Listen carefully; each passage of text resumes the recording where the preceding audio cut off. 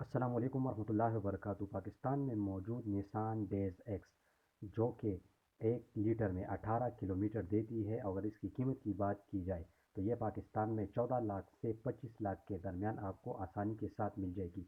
इस वीडियो में इसके फ़ीचर की बात करेंगे तो वीडियो को आखिर तक देखें, स्किप ना करें।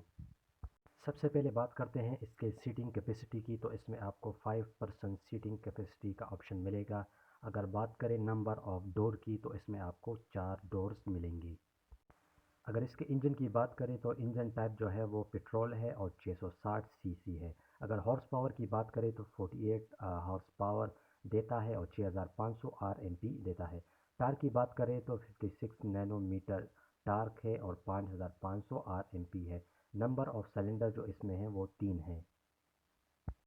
और अगर फ्यूल सिस्टम की बात करें तो ये EFI है और मैक्सिमम स्पीड जो इसकी है वो 140 किलोमीटर पर हावर है।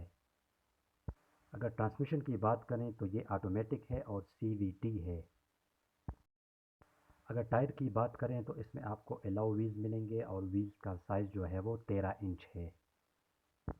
और फ्यूल की जो टैंक कैपेसिटी है वो 30 लीटर है।